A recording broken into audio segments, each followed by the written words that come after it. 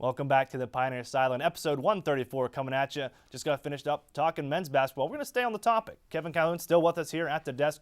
And you know what? Let's just bring up the AMC standings, take a look at what Point Park is going up against. As we said, the AMC standings, or at least the playoff spots, mostly been clinched there. Damon on top, 8-2. Walsh with the asterisks. They will not participate in the postseason activities, but they have a record of 7-2. Wilberforce at 6-3. Point Park 4-4. Roberts Wesleyan at 4-4. Fisher at 2-9. Houghton at a lowly 1-8. And Kevin, looking at right now a matchup with Wilberforce, but hey, you know what? There's still a lot of basketball to be played, and there could be a lot of jumping and changing here in these standings before all is said and done. Yeah, and that's the thing you have to look at is Walsh has the asterisk next to their name, but that does count. All your games count as far as the seeding in the playoffs go. Walsh just will not be a part of the playoffs due to the fact that they're leaving the AMC conference.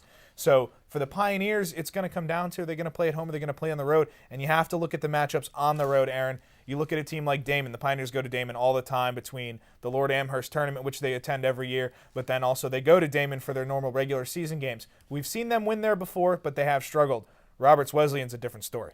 Roberts Wesleyan is a place the Pioneers do not play well, and we saw them win at Wilberforce, so it's going to be interesting to see if they do not play at home, where will they play and how will they play there? Well, their upcoming schedule, Point Park's going to take on Walsh this Tuesday. Also this weekend, they got two matchups there. As Saturday, Roberts Wesleyan comes in to visit. Also, Fisher will be in here on Sunday, so we'll have highlights and all that for you. And then the following Saturday, probably the big matchup. It could all come down to that, possibly for home field or home court, I should say, with Damon when Point Park travels up to Amherst.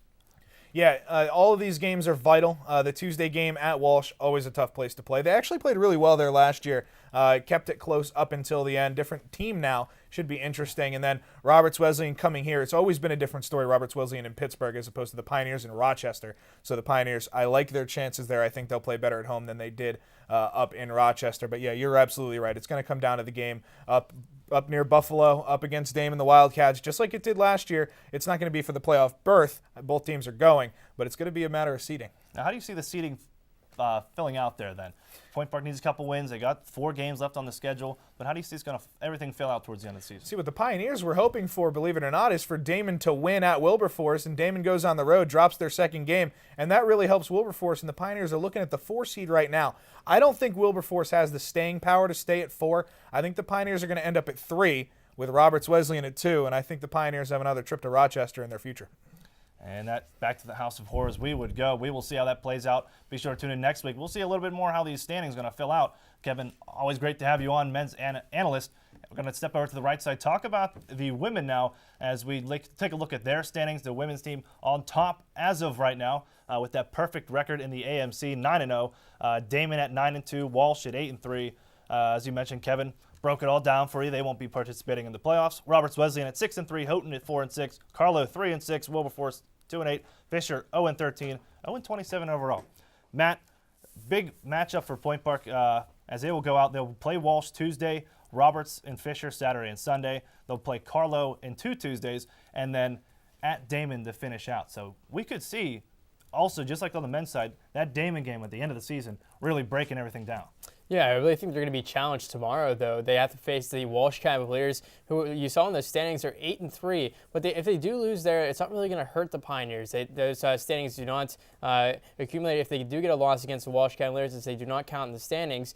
But the Pioneers, they have a comfortable 2-game lead over the Damon Wildcats. But like you said, it's all going to come down to their performance up there against the Damon Wildcats up there in Amherst to see what kind of road team they are. And I think it's going to be a really good game to prepare themselves for the national tournament.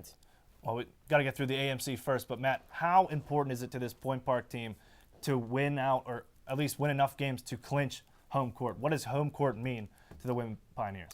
Well, I think home court is very valuable for the Pioneers. You look at this team playing at home. They're playing it in front of a very good crowd, and I think it's a really good opportunity for the crowd to come to these games and see what the Pioneers have been doing all year. They're the number 23 ranked team in the nation, so they're making history there for the school athletics. So I think that the fans will be behind them, all of the support they can. And the Pioneers, I think, just going to play their valuable defense out on the floor. They're ranked the number 2 scoring defense in the nation, and I think defense is going to win championships, and it could really show them the way to the AMC championship.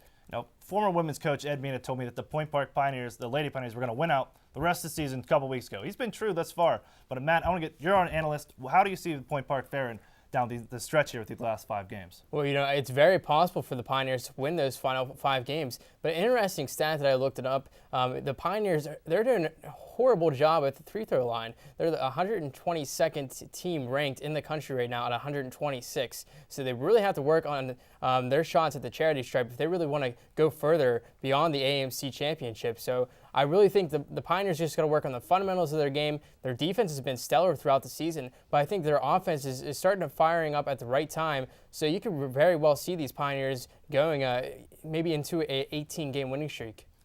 Love to see that here on the campus of Point Park University. Matt, thank you as always for joining us. We're going to take another quick commercial break. When we come back, the Courthouse Tavern Case of the Week. John Bursick, our director, he's going to step in and talk a little hockey with us. Also, Natalie Simon and Kelly Reed will be with us. Don't go anywhere. You want to see how this one's going to play out.